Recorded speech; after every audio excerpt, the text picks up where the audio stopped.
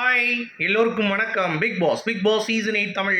இந்த வீடியோவில் நம்ம கேமோட டைமென்ஷன் வந்து பார்த்தீங்க அப்படின்னா சேஞ்ச் ஆகிறதுக்கு ஒரு விஷயம் வந்து நடந்திருக்கு. ஸோ அதை பற்றி தான் நம்ம டிஸ்கஸ் பண்ண போகிறோம்.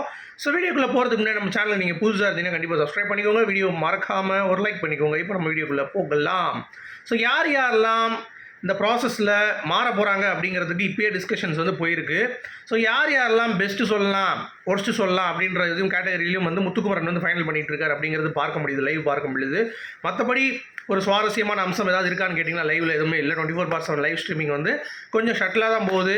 ஏன்னா நேற்றே வந்து பயங்கர ஃபைட் வந்து காலையில் இருந்ததுனால இனிமேல் எதுக்கு நான் ஃபைட் போடணும், பேசாமல் நம்ம இருந்துருவோம்டா அப்படின்ற மாதிரி எல்லாரும் வந்து அமைதியாக இருக்காங்க அப்படிங்கிறது பார்க்க முடியுது. அது மட்டும் இல்லாமல் எல்லாருமே தனக்கான ஒரு வேலையை அண்டர்ஸ்டாண்ட் பண்ணி இந்த டாஸ்க் வந்து செய்கிறது அப்படிங்கிறது ரொம்ப மிகப்பெரிய ஒரு விஷயம். ஏன்னா நம்மலாம் வந்து அந்த பொறுமை இருக்குமான்னு தெரியல. நேற்று ராணுவோடைய பங்களிப்பு அப்படிங்கிறது இரவு ரொம்ப முக்கியமான ஒரு பங்களிப்பு. ஏன்னா எல்லாம் தூங்கிட்டாங்க. நைட் பாத்ரூம் போகிற எல்லாத்துக்குமே ராணுவம் இருக்கார்ல, அவர் வந்து முகம் சுளிக்காமல் வேலை பார்த்தது அப்படிங்கிறது மிகப்பெரிய ஒரு விஷயம். அது மட்டும் இல்லாமல் தர்ஷிகா அவர்கள் நைட் எந்திரிச்சு கிட்டத்தட்ட 4 மணி வரைக்கும் விஷால் கூட பேசிட்டு, டேய் என்னடா தூங்க போலையா அப்படின்ற மாதிரி இருக்கிறப்ப 4 மணிக்கெலாம் எப்படி தூக்கம் வரும் நமக்கு எல்லாம், நீங்கள் எவ்வளோ நாள் முடிச்சிருக்கலாம். ஆனால் விடிய காலம் 4 மணிக்கு அப்படிங்கிறது ரொம்ப சொக்கும். 3-4 மணிக்கு அப்போ போய் பாத்ரூம் போகிறதுக்கும் அவங்க வந்து ஹெல்ப் பண்ணிகிட்டு இருந்தார். ஸோ வேறு லெவல். அதுக்காக பெஸ்ட்டு எதை கொடுக்கலாம் அப்படின்ற மாதிரிலாம் பிளான் பண்ணிகிட்டு இருந்தாங்க. ஒர்ஸ்ட்டும் வந்து பார்த்தீங்க அப்படின்னா நிறைய பேருக்கு வந்து ஃபீல் பண்ணி நேற்று ஒருத்தவங்களுக்கு வந்து ஒர்ஸ்ட்டு கொடுத்தாங்க. இன்றைக்கி ஒரு ஒர்ஸ்ட்டு பெஸ்ட் அப்படின்ற மாதிரி வந்து பிளான் பண்ணி வச்சுருக்காங்க அப்படிங்கிறது மேனேஜ்மெண்ட்லேருந்து பார்க்க முடியுது.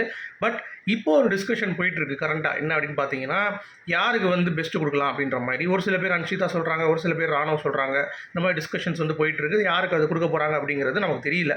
சரியா? ஸோ வெயிட் பண்ணி பார்க்கலாம் என்ன மனநிலையில் இப்போ உள்ள இருக்க கண்டஸ்டன்ஸ் இருக்காங்க அப்படிங்கிறத நம்ம பொறுத்து இருந்து பார்க்கலாம். ஓகேவா? இது ஒரு பேட்டர்ன் போயிட்டுருக்கு. முதல் ப்ரோமோ நீங்கள் பார்த்துருப்பீங்க. ஏன்னா அது விஷாலு முத்து கை தூக்குறான், அப்புறம் சௌந்தர்யா ரஞ்சித்துக்கு வந்து சொல்கிறாங்க. எப்படி இவங்க யார் போனாங்கன்னு கேட்டிங்கன்னா சௌந்தர்யாவும் போல் ரஞ்சித்தும் போல். இதுதான் இங்கே ட்விஸ்ட்டு. ஸோ 2 பேரையும் வந்து எந்திச்சு நிற்கிறாங்களே ப்ரொமோவில், அதோடு வந்து டிசால்வ் பண்ணிடுவாங்க. 2 பேருமே வந்து போகலை. சரி, அப்போ யார் போகிறான்னு கேட்டிங்கன்னா சௌந்தர்யா வெளியேறிட்டாங்களான்னு கேட்டிங்கன்னா சௌந்தர்யாவும் வந்து அவங்களுக்கான அந்த குரலை கொடுத்துருக்காங்க. பட் ஆனால் உள்ளே இருக்கிறவங்க எவனுக்குமே வந்து அதை ஏற்றுக்கவே முடியல. அதுவும் அன்ஷிதா வந்து கட் அண்ட் ரைட்டாக சௌந்தர்யா முடியாதுன்ட்டாங்களாம். ஆனால் அவங்க தான் யூனியன் லீடர் அப்படின்னால ஏற்றுக்க முடியாது.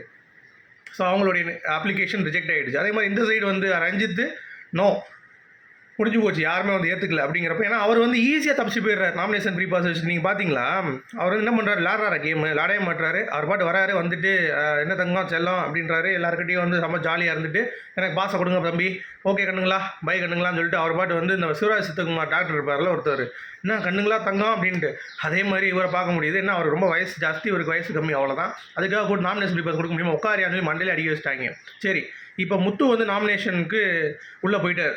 சரிங்களா? ஏன்னா அதுதான் பண்ண சம்பவம். அதே மாதிரி அருண் மேனேஜராக உள்ளாகி நாமினேஷன் ஃப்ரீ ஜோனுக்கு வந்துட்டார். ஸோ எப்படினாலும் சரி முத்துக்கும் அருணுக்கும் இன்னொரு லாக் வந்து இருக்கும் அப்படிங்கிறது எதிர்பார்க்கப்படுகிறது இன்றைக்கும். ஸோ அதனால தான் சொல்கிறேன், எப்படியோ பேசி கன்வின்ஸ் பண்ணி முத்துவும் சரி அருணும் சரி சூப்பரான ஒரு கேம் வந்து விளாண்டுருக்காங்க அப்படிங்கிறது பார்க்க முடியுது. சரி, அது ஒரு பக்கம் இருக்கட்டும். அப்புறம் இன்னொரு ஆள் யாருன்னு கேட்டிங்கன்னா பவித்ரா. ஸோ பவித்ரா வந்து சும்மாவே அப்படியே ஃபேஸ் வச்சுக்கிட்டு அவங்க வந்து பார்த்திங்கன்னா நல்லா பண்ணிட்டாங்க அப்படின்ற பேரில் அவங்க இந்த சைடு வந்து மாறி இருக்கிறதாகவும் ஒரு தகவல் வந்து வந்திருக்கு. ஸோ வெயிட் பண்ணி பார்க்கலாம் எந்த லெவலுக்கு இந்த கேமை ப்ராசஸ் பண்ணி கொண்டு போகிறாங்க அப்படின்னு சொல்லிட்டு. அப்புறம் விஷாலும் தர்ஷிகா ஒரு டிஸ்கஷன் போச்சு தெரியுங்களா உங்களுக்கு. அதாவது நான் வந்து ஒர்க்கர் டீம் போகிறேன், எனக்கு அதான் கன்வீனியன்ட்டாக இருக்குன்னு சொல்லி விஷால் சொல்லிட்டு இருந்தார். அது சேர்த்த மாதிரியே அவரும் வந்து எல்லாத்தையும் கன்வின்ஸ் பண்ணி தலைமை வந்து பார்த்தீங்கன்னா ஒர்க்கர் டீமுக்கு வந்து போயிட்டார் அப்படிங்கிறது தான்.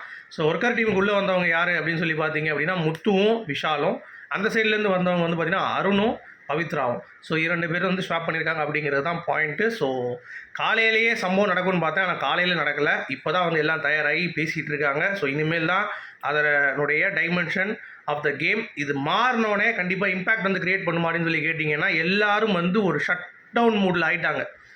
யாருமே வந்து அப்படியே எந்திரிச்சு அடிக்கணும் அப்படின்ற ஒரு மூடே இல்லை. ஏன்னா அருண் வந்து ரொம்ப ஸ்பாயில் பண்ணி விட்டார் நேற்று டாஸ்க்கை. ரொம்ப கடுப்பாயிடுச்சு எல்லாத்துக்குமே. ஆடியன்ஸ் பார்க்குறவனுக்கு வந்துட்டு எப்படா முடிப்பீங்க, தலைவலிக்குதுரா அப்படின்ற மாதிரி சொல்லிட்டாங்க. ஸோ அப்படி இருக்கும் பொழுது இனிமேல் இந்த இதை எடுத்து அடித்து நொறுக்குவாங்களா அப்படின்னு கேட்டிங்கன்னா இல்லை.